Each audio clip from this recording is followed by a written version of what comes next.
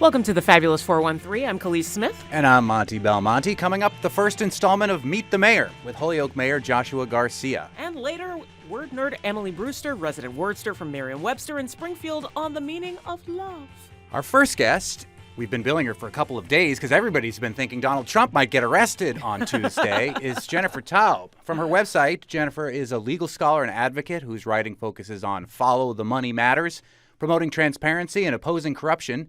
She's testified as a banking law expert before Congress and has appeared on MSNBC and CNN. A former associate general counsel at Fidelity Investments, she's a graduate of Yale College and Harvard Law School. Taub was a visiting professor. And that's Jennifer Taub's dog! Oh, we're so lucky. We got puppies on the show. What's your dog's name? His name is Ponzu, and he's not supposed to be barking. Ponzu has serious opinions on this entire allegation. As a lawyer, I think you should be defending Ponzu here. Right. And his right to express his First Amendment of barking. We continue with your elaborately long introduction, Jennifer. Taub was a visiting professor of law in 2019 at Harvard Law School and is now a professor of law at the Western New England University School of Law, along with her dog, Ponzu.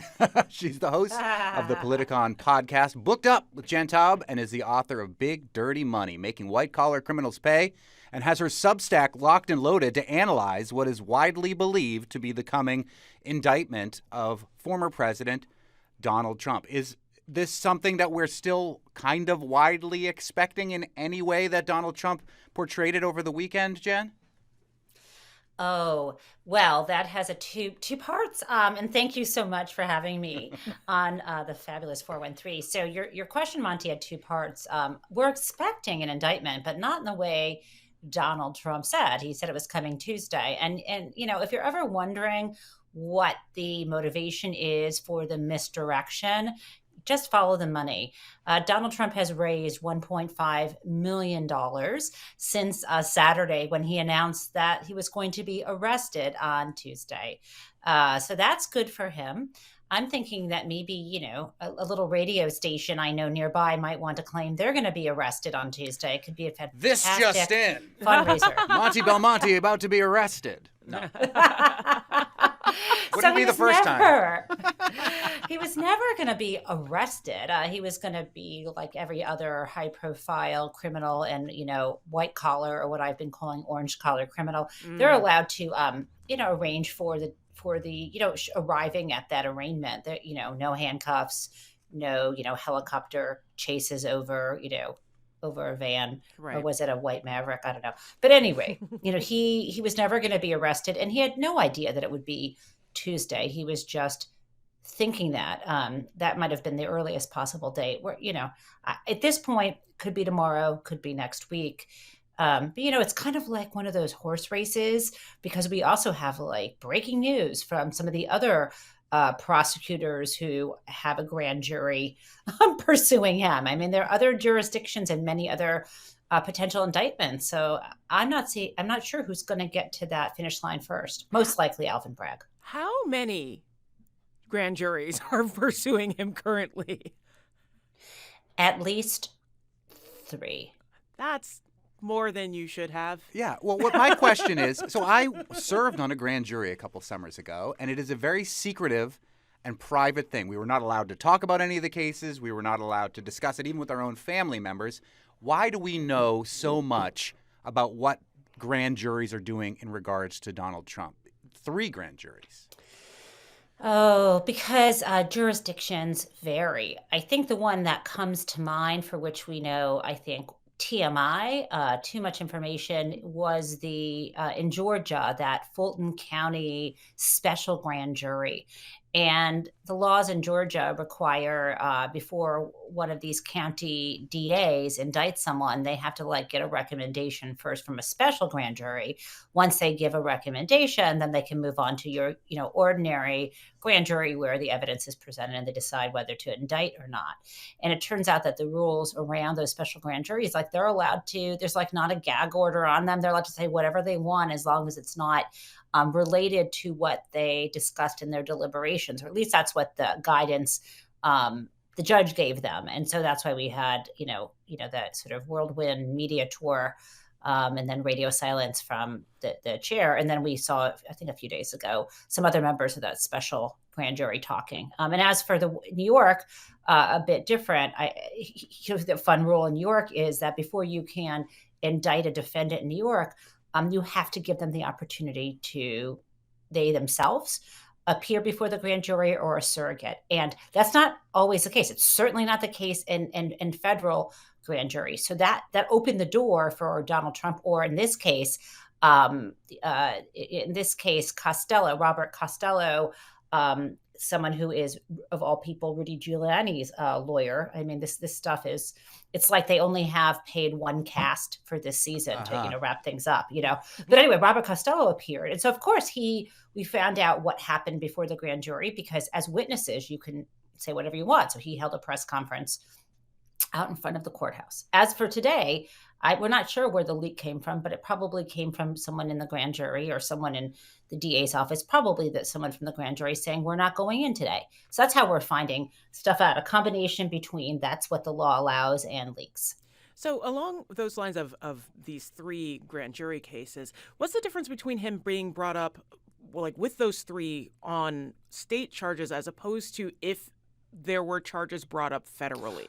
Oh, so the third one I'm thinking is the federal one, because Jack Smith, who is the special counsel, not to be confused with Robert Mueller, but Jack Smith, who was the other one, but Jack Smith, who is the second special counsel who has investigated, allegations of Donald Trump's felonious activity, he has a grand jury.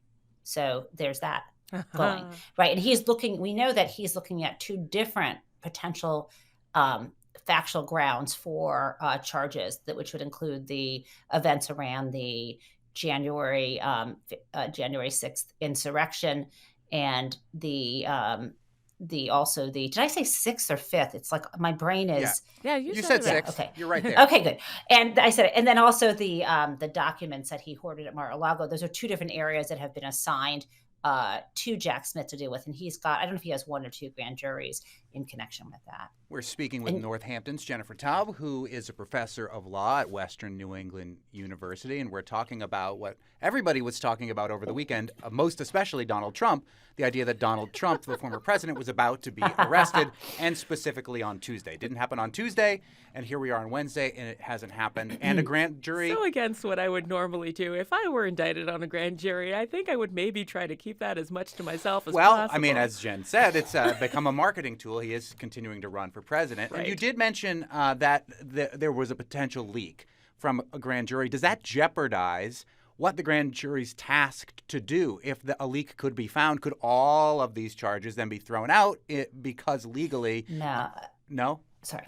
Yes. I mean, it depends what's going on. I don't think the fact that a grand juror might have told a reporter, we're not going in today, or maybe they were, you could imagine you're sitting there, standing there at like the Stop and Shop equivalent in Manhattan. What would that be, like Key Food or something? Mm-hmm. And someone, reporter recognizes you, picking up a cup of coffee and, a bagel. And they're like, why aren't you downtown? I don't think if you say we're not going in today, that's probably that big of a deal, jeopardizing. I mean, there are all kinds of challenges that you could bring against an indictment, but I don't think there's been anything harmful. It's nothing that went on before the grand jury really has been discussed at this point.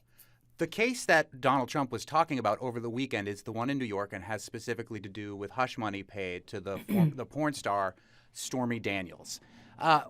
Now, on the surface, if you're not somebody who studies the law or understands these things, why is it a crime for him to pay hush money to say to Stormy Daniels, I don't want you to tell anybody that we have had an affair? Well, two things. We're not entirely sure the full scope of what this indictment could be looking at. But let's assume for a second that it's only relating to, in 2016, the allegation that Donald Trump directed and worked with his former lawyer, Michael Cohen, to pay off that adult film star, Stormy Daniels.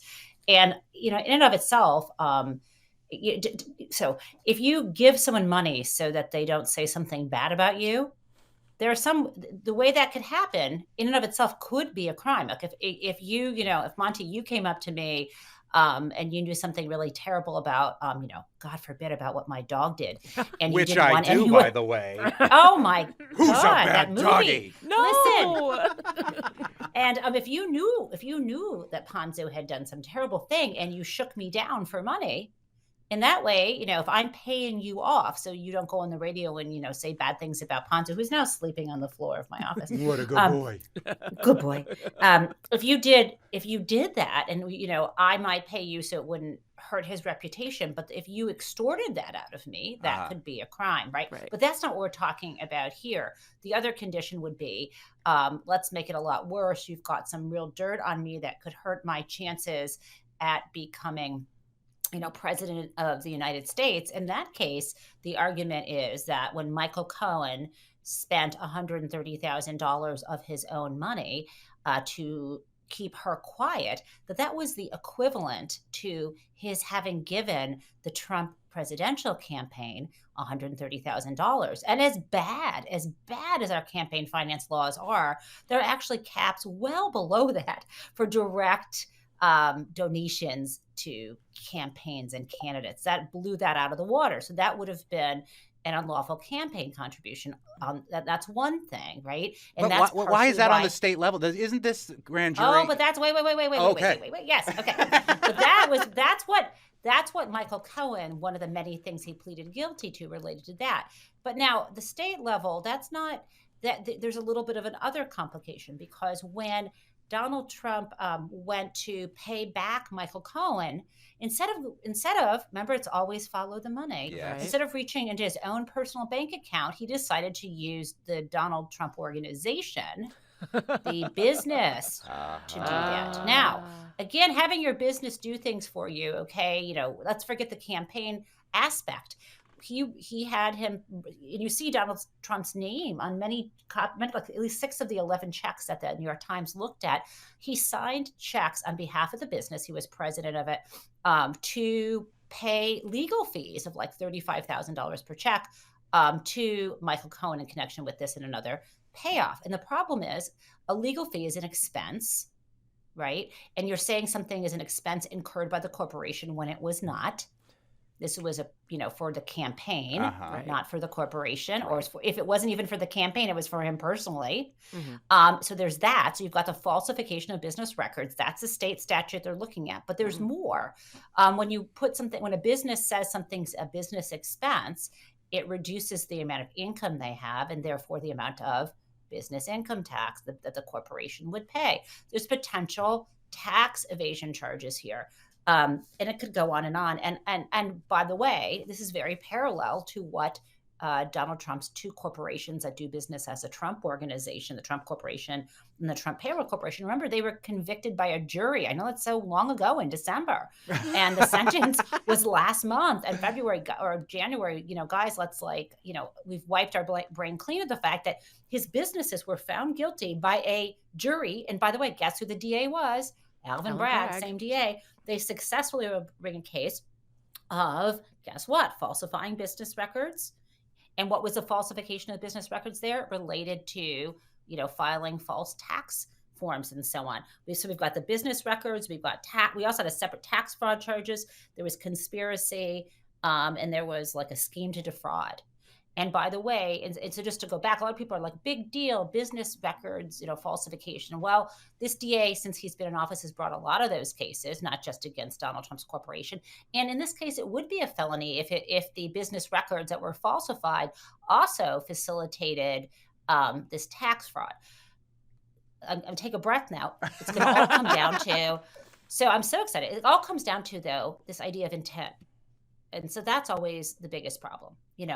Can you show that we know that Donald Trump has said out loud that he paid those checks. I mean, I think I saw a clip on Fox News. I was looking through things the other day. His name is on the checks. So we know that part. The question is that second part about knowing the tax evasion part or part of a scheme to defraud. And we just have to see. So that's what I'm thinking around this. It's also possible Alvin Bragg throws in the stuff related to the scam that his businesses were convicted for, which related to inflating and deflating assets. So we don't really know what's going to come down from Alvin Bragg for sure. But I think it's going to be pretty juicy. So Stormy Daniels is kind of a smokescreen, just a little bit, and a man who has declared on television before that he does not pay taxes is currently under investigation for both fraud and tax evasion. I think so. Okay. I think that's what's going on. That makes a lot of sense. Thank you. You definitely get an A+. Thanks for that. Thanks. Jen Taub is from Northampton and is a law professor at Western New England University School of Law, has a book all about following the money for white-collar crimes. It's called Big Dirty Money. It's an excellent read. Thank you so much for helping explain some of this confusion to non-legal scholars such as ourselves, Jen. Sure, and I would love to come back once we have an indictment, 2 or 3 of them. Oh, absolutely, because we will understand probably even less when that happens. But you make it so easy. Oh, and one more thing, Monty, your check's in the mail. Okay, great. Oh, no! I'm going to keep Don't everything say that. between that your dog did absolutely secret. Yes. We're not, wait, this isn't a hot mic still, is it? Thank you so much, Jen. Up next, word nerd Emily Brewster from Merriam-Webster in Springfield on the definition of love. Coming up in the Fabulous 413 on NEPM. Since my man and I ain't together, keeps raining all the time.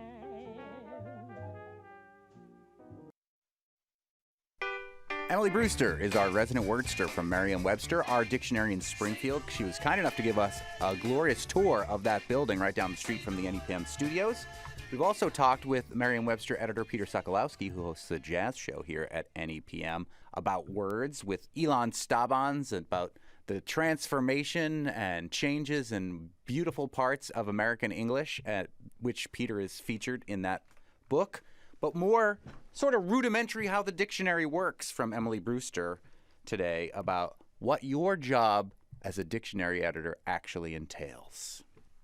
Yes, my job, and really the job of lexicographers in general. I think there's frequently this this disconnect between dictionary makers and dictionary users.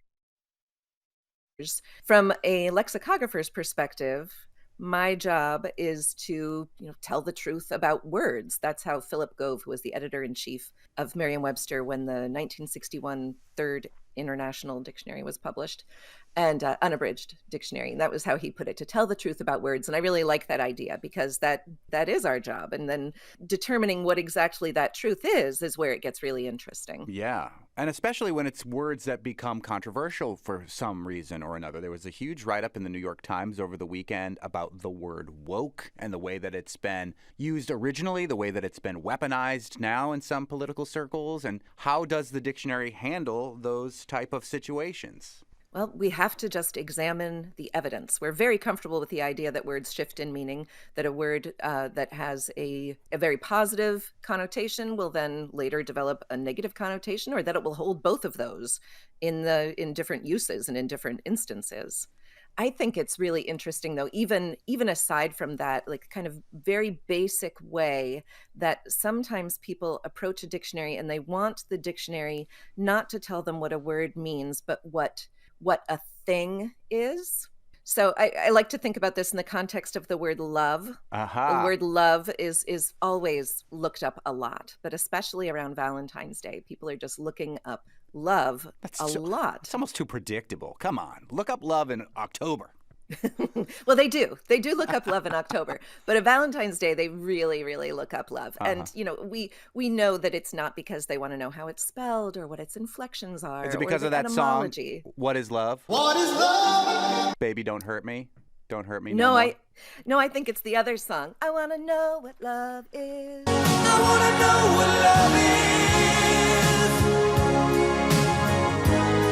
Emily Brewster, I want you to show me as a dictionary editor. I have some emails to read to you from people who have written to us. This is really how we know what they want. So this email was received May 21st, 2018. You need to change the definition of love, because what I feel for my girlfriend, name withheld, is far more than what the definition states. Oh my. All right. You ready for another one? Yeah. Okay, this is an email received October 15th, 2015. Oh, they are looking up love in October. Well done. Yes, it's true. And May. As a dictionary, can you please tell me the true meaning of love? Because I'm going crazy now. Help me love lots. And then they use love anyway, even though they don't themselves feel like they know what the meaning is. Yeah, well, I mean, they have some sense, but they want us to tell them more. It seems like we should actually hear how Merriam-Webster defines love for these people and for other people that may be confused about love and are looking to the dictionary for love. Okay, I will tell you that, but first I want to share with you one more email. Oh, yes. And this is Please do. Sometimes they want to offer us helpful suggestions and corrections. So this email says, a new definition of love. Love, when two life forms use one another for leisure, trust, information, and or work. Webster can add more if they wish. Does this happen a lot where people write their own definitions to the dictionary and send them in? Oh yeah. And frequently they want credit or money. Has anyone ever been credited for getting a word in the dictionary? So there was a period of time there where Stephen Colbert was trying to push hard to get truthiness in the dictionary. Truthiness is anyone can read the news to you. I promise to feel the news at you. And was ultimately successful, I believe, right? Yes, I think. Looking it up. You'll be surprised to know that I don't have the contents of the dictionary memorized. Yes, okay. Truthiness it's defined as a truthful or seemingly truthful quality that is claimed for something not because of supporting facts or evidence, but because of a feeling that it is true or a desire for it to be true. But it doesn't mention Stephen Colbert anywhere there, does it? Well, actually, there's a note immediately after what I just read to you that says, the Oxford English Dictionary provides evidence dating to the first half of the 19th century for the use of truthiness as a rare word synonymous with truthfulness. In its current sense, truthiness was coined and popularized by the American satirist Stephen Colbert, who first used it in 2005. So it is possible, probably not to get paid to define something in the dictionary, but to at least maybe get credit for it if you have a large enough platform. That's right. That's excellent. Yep. All right, what is the definition of love then? What is love? Well, the definition of love is really long and maybe a bit tedious, right? But it includes things like affection that arises out of kinship or personal ties. It includes affection and tenderness that is felt by lovers. It includes like an assurance of affection, like give her my love. It includes like warm attachment, enthusiasm, or devotion. There's also the tennis meaning, right? A score of 0 is also love. Yeah, there's also a god or a personification of love. There is the love of God for humans, all of those. And these things are all included, these ideas are all included at the entry for love, because these are all ways that the word love functions in the language. These are things that the speakers of English call upon the word love to do. And in their other languages, there are more specific words used for specific different types of love, including the God love that you were referring to, sort of like the agape form of love, the more romantic eros love in Greek and things. And English may be at a disadvantage because we don't nuance it in the same way with love. We can nuance it with other words, but we don't have they're not always directly connected to love in the way that those other Greek words are. Yeah, well, I don't think that English is at a disadvantage, and it's not like that we can't communicate these things. But yes, there are, the more specific a term is, the less modification you need to get at a specific meaning. But we can certainly, we just couch the word love in other explaining words that communicate more clearly what we mean. Do you think it is strange that people are coming to the dictionary to look for love in this way? I mean, not anymore, right? Sure. At one point, I think I did find it strange, but yeah, no, now it's a dictionary is, people want it to be a place to come to greater understanding, and it is, but it is just understanding about words. When I'm trying to answer this question for someone, what is love? I want to point them to, and I do point them to when I've replied to messages like this, that's for the poets and the philosophers, right? To dig into, and maybe for the band Foreigner. I want you to show me to dig into, like, what is the meaning of love itself? What does love do? What does love feel like? But if you want to know what the word love does in the language, well, that's what we do. And love is one of the most commonly looked up words at Merriam-Webster, right? At merriam-webster.com? Yeah. Now, other really commonly looked up words are looked up for exactly the reasons that that we expect people to look to a dictionary, like affect and effect. Oh, yeah. Right? Like that pair is just such a beast. It really So, is. yeah. I consider myself a reasonably intelligent person, and I struggle with this one mightily. I struggled with it until I wrote the usage note for the dictionary, and then I finally got it down. Okay, so maybe we should read that usage note, because maybe that it will then guide me. Like, I feel like I've got a relatively good grasp on the whole thing, but I second guess myself every time, and then I usually end up saying, like, I'm going to come up with a different word besides effect or affect and just go in a different direction with this sentence that I'm writing. Well, I mean, the simplest thing is to just think that in most cases, if you want a verb, you want affect with an A. Okay. And if you want a noun, you want effect with an E. Although they're both, I'm pronouncing them completely incorrectly, right? Because they're both affect. That's how they both sound in kind of in just running conversation. We don't say affect and effect. You say affect if you mean the noun psychology related meaning of affect, but that's a very, it's a really specialized meaning of the word. So, but in general, I think of a capital A as looking like a V, like an upside down V. Right. And so that's for the verb. And then, lowercase e is rounded, and that's kind of like a noun, like an N for a noun, lowercase n. I got it. Affect, verb, effect, noun. But I do think we should say them differently. It's like people with Boston accents are really good at differentiating between the name Mary versus I feel merry and I'm going to marry. Like I feel merry because I'm going to marry Mary. A lot of people say I feel merry because I'm going to marry Mary. Don't do that. Affect, effect, affect, effect. Affect. So the affect on the English language of using an A with that particular sound creates an effect which would make it easier to understand which word you're using. You just used the noun twice. Damn it! I told you this was hard. It's very hard. And what a ridiculous thing for these to be such common words. Yeah. And, thank God that most of the time we're talking to each other and not writing. But in writing, which increasingly is how we communicate with one another, it matters. I think it's miraculous that this pair has not synthesized into a single term. Which is common, right? And has happened with other commonly used words that are confusing. Yes, that would be a reasonable thing to happen with this pair, but it has not happened. Well, one of the ones that drives people nuts is literally, right? Because literally doesn't mean literally anymore, nor did it in Shakespeare's time, but still drives people nuts when you say literally and you don't mean literally, unless you're one of the people that literally says literally all the time.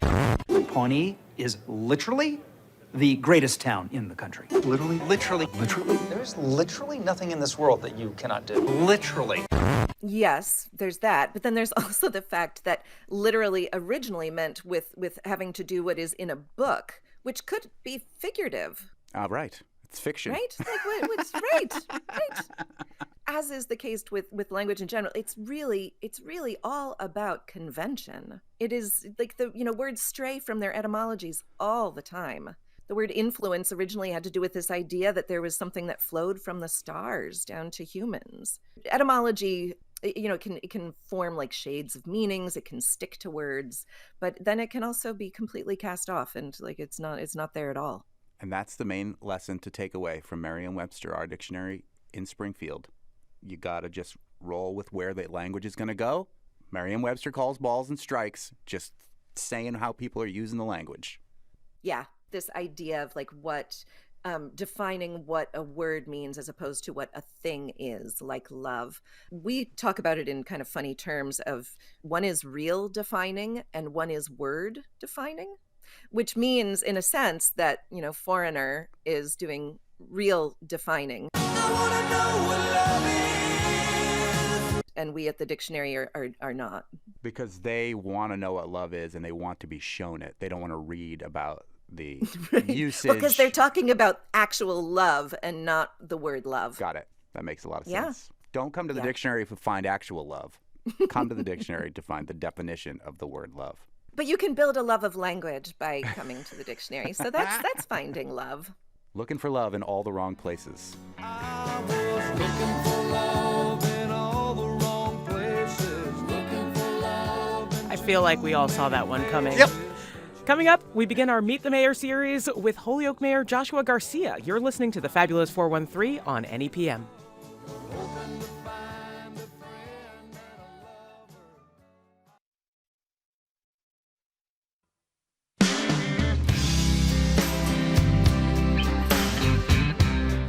Welcome back to the Fabulous 413. I'm Khalees Smith. And I'm Monty Belmonte. It's time for our first installment ever of Meet the Mayor. Our first mayor is Joshua Garcia of Holyoke, elected on November 2nd, 2021, after 3.5 years as town administrator of Blandford. Fake mayor, I like to think of town administrators, which I unelected, but still doing a lot of the same work. Prior to that, Joshua worked at the Pioneer Valley Planning Commission and the Holyoke Housing Authority. He has also served as a member of the Holyoke School Committee, Holyoke Fire Commission, Holyoke Community College Foundation, the Public Health Institute of Western Mass, the MIIA Health Group Trust, and Nueva Esperanza in Holyoke. Joshua is a lifelong resident of Holyoke, having gone through the public school system and Holyoke High School before attending Westfield State University, where he earned both his bachelor's and master's degrees. He lives with his wife, Stephanie, and 2 children, Ethan and Allison. Welcome, Mayor Garcia. I can hear him clicking in there, but I don't know if he can hear us. I hope that he can. Mayor Garcia, can you hear us? I can hear you. There Oh, good. we Did you go. miss the incredible introduction we gave for you? He's so proud Did of I us. miss the introduction? yeah. I missed it. That's Literally. okay. Don't worry about it. You know who you are, so we don't have to tell you who you are. Yeah, it's called Meet the Mayor, the segment, and we basically told them everything about you already, so Yeah. we can just let the conversation totally end fine. now. No, I'm just kidding. All right. see you You've been later. mayor for just No, over a no. year. It took so long to get here. I know. You were mayor for just over a year now. The first Puerto Rican mayor of a virtually half Puerto Rican, half Irish city, and just over the weekend oversaw the second largest St. Patrick's Day parade in the country. Recollections of this past weekend at the parade, Mayor? Well, if you ask any Holyoker, they'll definitely tell you we're the first largest. So Who's the competitive other? I think the city of Boston. Okay. I think. I don't know. Highlights from this last weekend? It was cold. Very cold. Yeah. But historically, the parade has gone through we've had colder days. Okay. We've had snow days. We'd have. Yep. The only time they really shut down was COVID. Uh-huh. But we're back. Now, as a Latino kid that's Puerto Rican growing up in what was an Irish-run city for the largest part of your childhood, I'm imagining, what is your recollection of the Holyoke St. Patrick's Day Parade as a kid versus now kind of overseeing the whole thing as the mayor? Well, I think to understand my connection to that parade as a Latino kid, first and foremost, I'm a Holyoker. And no matter where you grow up in this city, no matter what corner you're coming from, we identify as Hoyokers. That happen to be of the descent where we come from. And the city has always historically celebrated different cultures, different backgrounds, raised different flags at City Hall, different festivals and parades. And so, it's always been an exciting time for every kid growing up in the city, going to that parade and participating in it, marching in it one way or another if you're part of a youth organization. And now to be in this role as the city's mayor, it's very humbling to know where I came from and be here today to participate in this long-standing tradition of this city. And I'm just so grateful to have my Irish brothers and sisters be able to share that experience with everybody in the city, in the region, throughout the Commonwealth, as well as the country and the world. We had people from Ireland that were visiting us. I believe it was one of the prime ministers and other folks, senators that came and marched in the parade. Yeah, you had a Fulbright scholar. They were on our show. Yeah, we had on an actual Irish St. Fulbright Patrick's Day. scholar on Yes. Friday, on St. Patrick's Day. Did you actually get to try the tostones and corned beef combination? Because I saw that on a poster, and I am That's right. intrigued. We started that. So, tostones is a traditional Latino food. Fried plantains. Well, twice fried plantains. Fried plantains.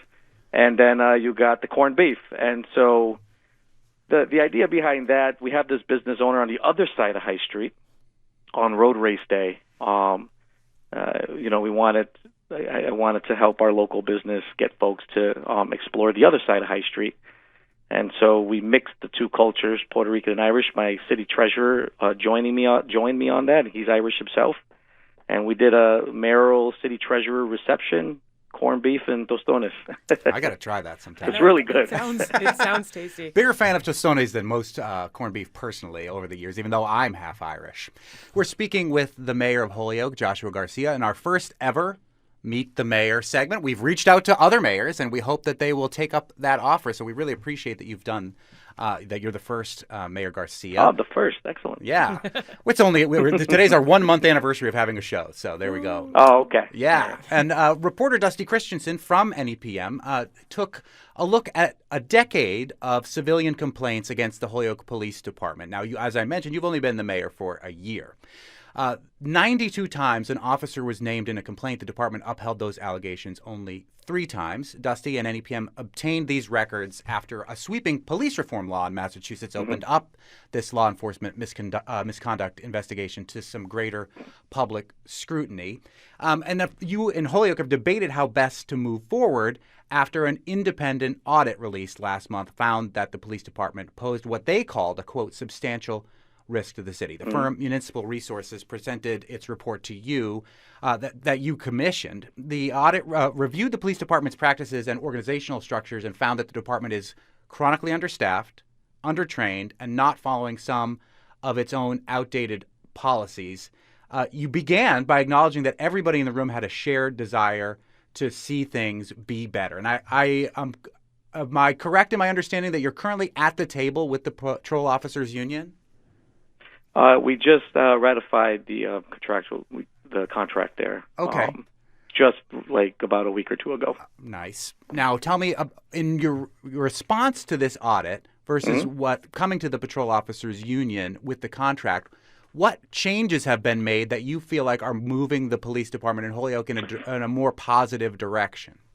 In the audit, it goes into detail the officer patrol time, and it talked about some contractual barriers that are not allowing for that are contributing to some of the issues that we're experiencing, including the morale issue.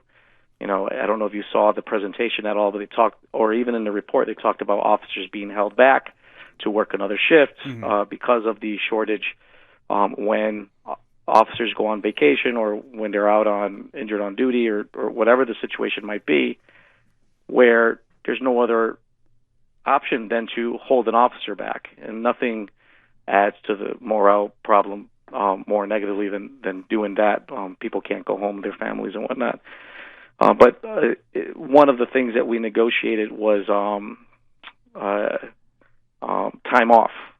The hours allotted to time off. I forget the numbers that it is, like the sick time and the time off time and whatnot. So that was and it wasn't just the patrol officers. It's the union, the supervisors, officers as well, where we were able to renegotiate that.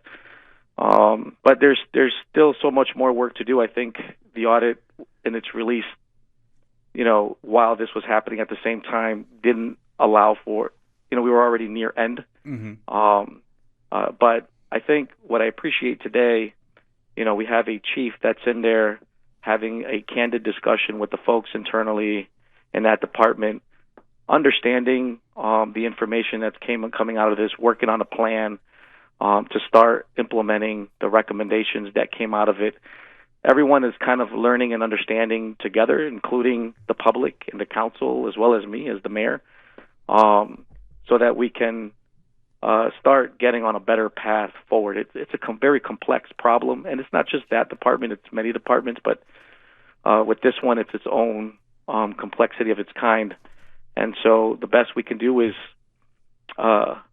acknowledge that there are problems, so we don't want to hide anything.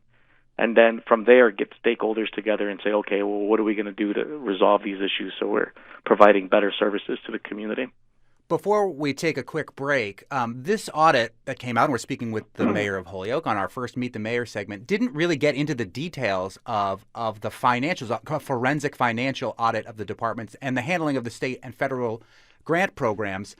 Do you intend to do an audit of that nature? I would like to. The thing is and you know, the financial audit, when we were procuring services from a qualified consultant to help engage in the audit, those that submitted didn't necessarily have that financial in their background. I think what I'm going to need to do is bring in a CPA to look into it. Mm-hmm. At the same time, you know, and believe me, like, you know, I want to make sure no stone is unturned, and when I'm able to, I would love to evaluate that in case I'm missing anything. At the same time, there isn't a real when you're in this position, from the outside looking in, it feels like there might be an issue with how, you know, maybe but once you're in here and you're able to ask the questions and you're able to look into and explore, and you get a very different perspective of what's happening. And, you know, in local government, we have our city auditor that is, you know, everything we do and how we manage our finances are bound to, you know, Mass General law and best practices. And we have a city auditor that works hand in hand with that department to make sure that how we're moving money around, for example, is not conflicting with the laws of the Commonwealth on how we manage resources. And those federal dollars, the grants they get, the federal government has their own audit that they do annually or periodically to make sure that the department is, you know what I mean? So there hasn't been any red flags to make me feel like, hey, there's a problem here in how this resource is being managed. But with that being said, it's healthy to have CPAs and come in and look into that, because, you know, you want to make sure that you're practicing the you know, you're being a good stewards of you know, public resources. We're speaking with the mayor of Holyoke on our first ever Meet the Mayor segment on the Fabulous 413. Coming up, we'll talk about pizza. We will talk about schools. And maybe the quarry. Yeah, maybe the quarry with a listener question. You're listening to the Fabulous 413 on NEPM.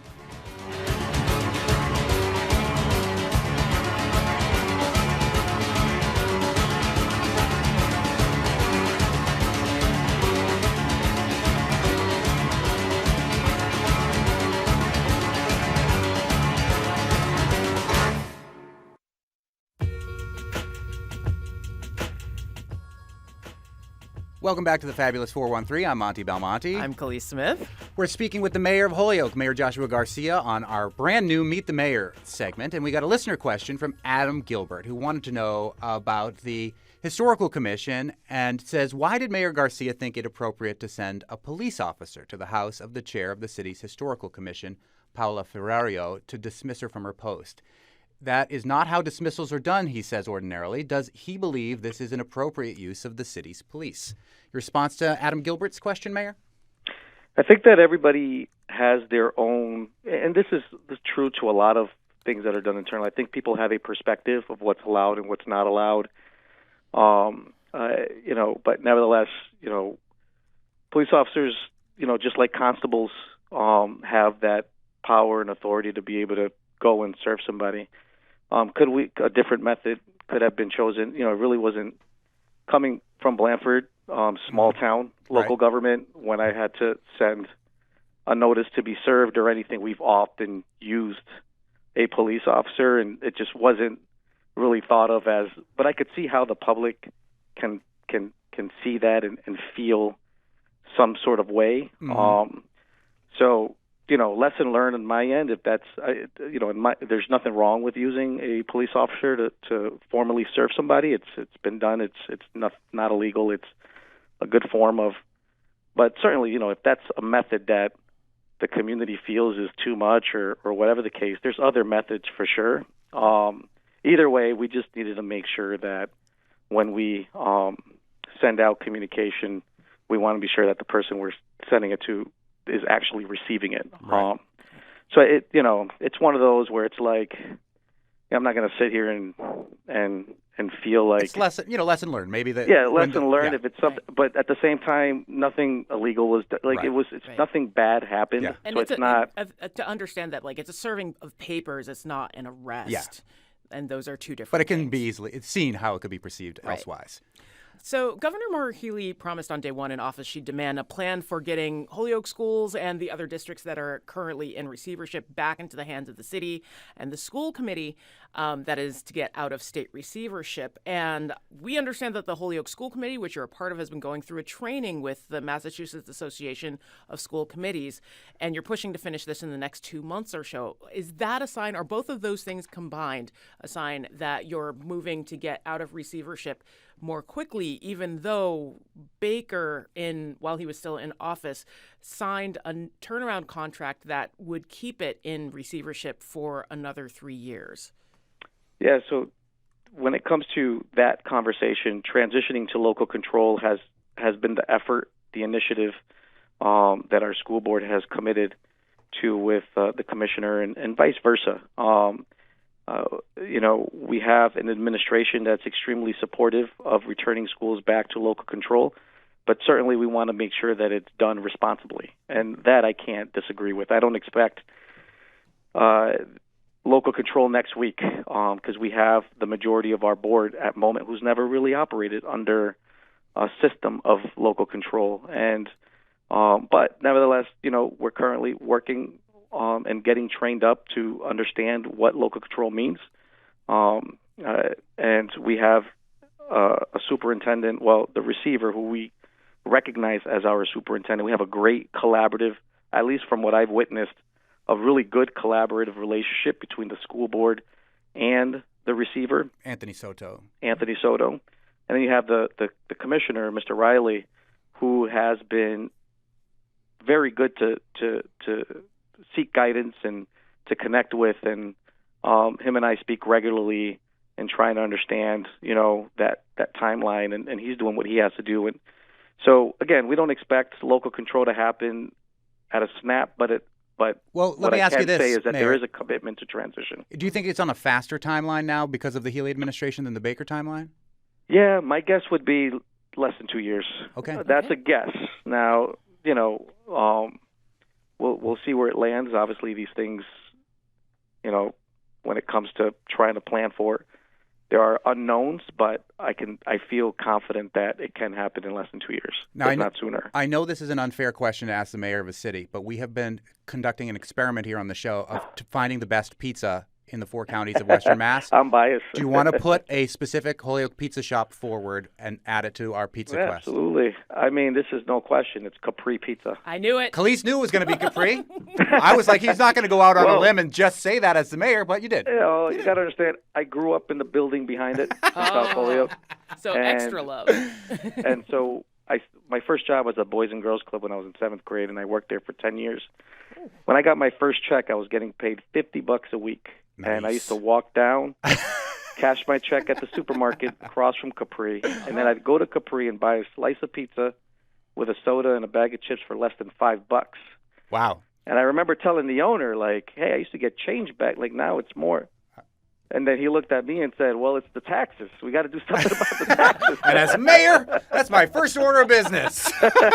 Mayor, I think that's changed hands. Now it's Key Food, and they do great things with chicharrones. So, Mayor Joshua Garcia, our first guest on our first Meet the Mayor series. Thank you so much for doing this. We've got many Thanks more for having questions me. for you. We'll have you on again sometime soon for sure. For sure. Great.